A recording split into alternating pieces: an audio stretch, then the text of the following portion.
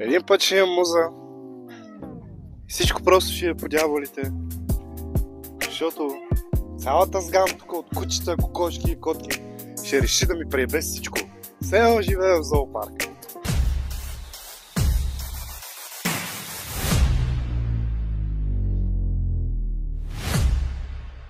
Дано звуковите ефекти опитат... Брат, аз някак не мога да си почна клипа, бе! Дано с звуковите ефекти се опитам да прекрия повечето недоразумения. Но... Брат! Здравейте, неуморни фолк маратонци! И вие, шибани кокошки! Майка ми! Добре дошли в един нов клип. Да, разбирам, не съм се появявал от много време. Но днеска просто имах уникална муза. И се връщам с цялото си величие и дебелина. Да, по-дебел съм от последния път. Няма кой да стане, съжалявам. Просто. И вие като се ожените, вие ще разберете, че не всичко е прекрасно, но всичко е хубаво. Намирам се в моята прекрасна обител, а именно в нас. И в момента навънка е 400 градуса, а аз се намирам под черна шатра. Няма проблем. Какво си говорим днеска? Както казах, имам една прекрасна муза и тя е, че днес от сутринта, откакто съм станал, невероятно чувство има в мене да създавам някакви клипове и след малко ще взема и ще хубаво ги избия всичките. Няма проблем. Днес ще си говорим за развитието. Гледам постоянно, има някакви коучери, има някакви хора, където ти казват, нали, купи си еди кой си пакет и аз, нали, ще ти покажа как да направиш 1 милион за еди си колко време. Брат, сериозен ли си? Никога, повярвайте ми, никога няма да стане без да си мръднете газа. Ама абсолютно никога няма да стане. И защо? Давам ви прост пример. Докато живях в Дъблин, все още бях без приятелка, а.к.а. без жена. Аз обичам да си робя из TikTok, обичам да си робя из Instagram и получавам едно съобщение от един пич. Няма да му казвам името, защото мога да заведе дело срещу мен, а мен такива глупости не ми трябва. И този пич ми казва: виж са, брат, аз съм еди кой си, искаш да изкараш един бързи пари. И аз като някакъв ламер, що е? Пачкам навънка, изкарвам пари, що пък да изкарам още някой лев. Нали трябваше да си купа хондата тогава? Добре. И започна. Тъй, сега ще пратя нещо, само че не ми прати калашник да ги избия тия гадове. Вика, сега ще пратя нещо и ако ти хареса, нали, тук ще ми платиш една сума от скромните 600 лева. Добре. И ще започнем да работим заедно. Викам, добре, няма проблем. Батко, честно ви казвам, единственото нещо, за което ме беше по-яд от това, че съм ги дал тия 600 лева, е, че ходихме с колегите ми на казино и бутнах 10 лева и ме беше яд цял живот. И още ме е яд. Брат, аз не искам да ги опреквам тия хора, не искам като цяло и да си мисля, или по-скоро не искам да настройвам хората срещу тях, само единствено мога да настройвам хората срещу тия кокошки. Майка ми! Тъй, нищо не ми харесва това нещо, просто беше целта да правя клипове в TikTok. Много топове, брат. Ще пинем малко вода. Супер е. Тук няма продуктово позициониране, малко спонсорство, имам нужда от пари. Така, като цяло ги виждам постоянно тия коучове, затваряне на сметки, някакви такива, затваряне на клиенти, ходене в Дубай, ходене в Малдиви, каране на някакви коли. Батко ми добре, смисъл. Окей, аз нямам проблем с вас и вие нямате проблем с мен, но просто да ви кажа, че с това няма да го карате много дълго. Защото вата, като ви видят какви сте ламери след време и как се опитвате да правите неща, които всеки човек може да си ги направи сам, а просто го мързи и не иска да си развие и да си дигне къса, деца вика. Просто ще разберете и ще спре да ви се плащат за такива неща. До кога ще го изкарате? И после какво прави? Торбичка искате ли? Ами може да. Lidl Plus имате ли? Ами нямам Lidl Plus. Добре, давайте, аз ще ви маркирам моя. И така ще стане, брат. Защото вие си мислите, че ще направите милиони, ще направите милиарди. Ами не. Вярно, живеем в свят, който дигиталният маркетинг е просто върха. Няма какво да стане. Ама брат, това няма да е вечно, не знам дали го разбирате. Няма да е вечно. Затова, че помислете малко на това, какво искате да правите. Инвестирай парите си някъде. Примерно, както аз и жена ми направихме. Дахме там една определена сума, купихме си земя, оградихме я, купихме си кошери, създадахме си пчелни семейства. И да, сега съм пчелар. Его е, чиста работа, батко. Какво се занимаваш? Да, жилят, да, не е лесно, но после като вземеш бурканите смет и като ги продадеш на определена цена, ти е густо, нали? Густо е. И сега тук всички ще кажат: ти затова си толкова дебел, затова така си се улял, гледай къв си дебелак. Не, батко, просто жена ми готви прекрасно, само да ти кажа. Чочо продължава да мрънка. Не знам какво се случва, тегло ми е.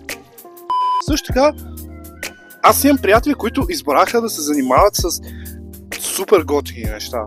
Примерно, ние имаме една обща семейна приятелка, и по-скоро семейни приятели имаме, които едното момчето си отвори пекарна, момичето си отвори онлайн магазинче за всякакви такива чаши, за розички, за свещички и някакви такива.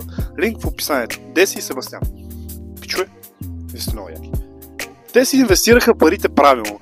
Вместо, примерно, както повечето пирамиди, които срещам, и то е често срещано, или както казва Емануела, срещу честно, е това, че просто е пирамида. Някой стои над тебе и ти надолу.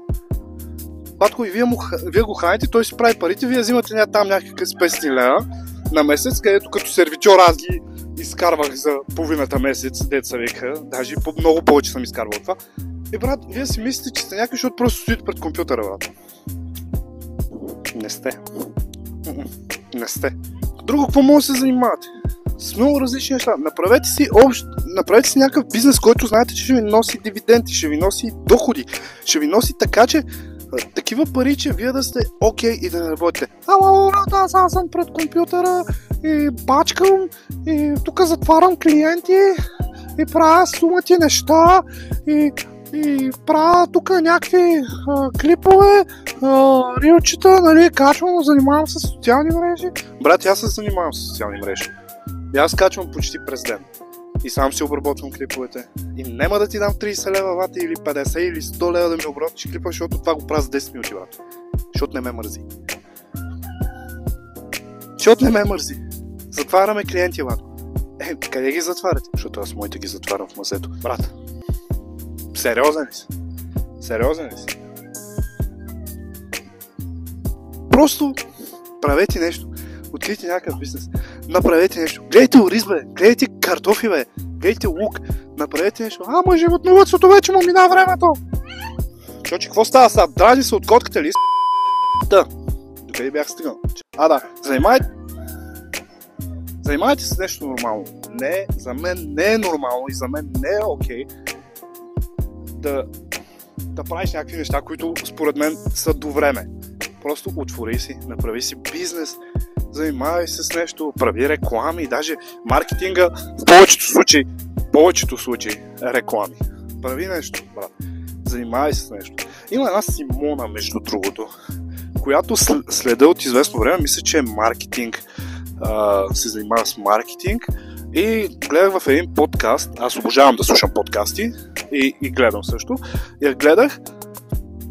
Тя тръгнала от нищото, но за мен това е човек, който си е добил успеха, който се е преборил за този успех и който надгражда и постоянно работи. Има друг човек, който също следа, който се занимава с видеообработка, но истинска видеообработка, това е Корка. Просто ще оставя за тия хора линк в описанието, може да си ги намерите, може от тях да се учите и ще разберете, че това е истинска работа. А това, че правите за някои рилчета и то ги правите за 2 минути и той ви плаща някакъв къси, да знаете, че това е до време. Със сигурност е до време. Затова, че мислете как ще развиете живота си, защото всеки може да затваря, да отваря, да качва клиенти, да ги сваля. Брат, няма стане. Помнете ми думата, това е до време. И да знаете, схемаджийството не е хубаво нещо. Не е хубаво нещо. И да, сега мога да ме нахейтите. Аз имам един огромен проблем. не ми пука какво говоря и не ми пука какво правя, но ми пука от хорското мнение. И сега, със сигурност мога и да се засегна от вашите коментари, ама надали. Опитвам се да лекувам това нещо в мене, опитвам се да бъда по-практичен човек, опитвам се да правя по-различни неща. Ето това, примерно, излел съм на 400 градуса, под черна шатра, лошо ми става, пия вода, слушам Чочо как мрънка, това е кучно. Слушам как кокошките куткотяка шаха вият. Занимавам се като цяло с глупости. Нямам някакъв съществен план за днес. Просто се родих с една муза и викам, да, Еватко, изпи някаква помия и там. Разцъкай ги хората. Появи се за малко, появи се за този месец, после пак да няма един месец, да? Даже 8. Така цяло. Днеска беше доста продуктивен ден за мен, иска само малко да се похваля, станах супер рано, пих едно кафе, свърших си сутрешната рутина, хода до туалетната. След това се качих горе на пчелина в 8:30, умрях от жега, проверих си пчелите, всичко е 6. Медец, всичко е точно. Клип. Затова, че това е моето съществено нещо към вас. Да, знам, нищо не казах, но поне имаше послание. Пак ти простията. Така, занимавайте се с нещо, което ще ви носи наистина много лев. Занимавайте се с неща, дилърството не е от тях. Занимавайте се с неща, които ще ви донесат много хубави пари, да знаете, че дългосрочно може да се занимавате с това, защото вие клиенти няма да затваряте с тия клипове. В смисъл, временно ще е, за това, че просто занимавайте с неща, които ще ви носят хубави пари, хубава печалба, ще сте... Тази дума сега ще ми е много да кажа, ще сте доволни, така да кажа, от това, което правите и всичко ще е 6. Ето, аз и жена ми се занимаваме с пчеларство и с пчелни продукти, мед, прашеци, тъна. Има хора, които се занимават, както казах, деси, с свещички и правене на разни рамки и някакви такива, даже ще пусна сайта долу. И също така Себастиан, който се занимава с пекарна си има момчето. Ето това са хора, които са си вложили парите правилно.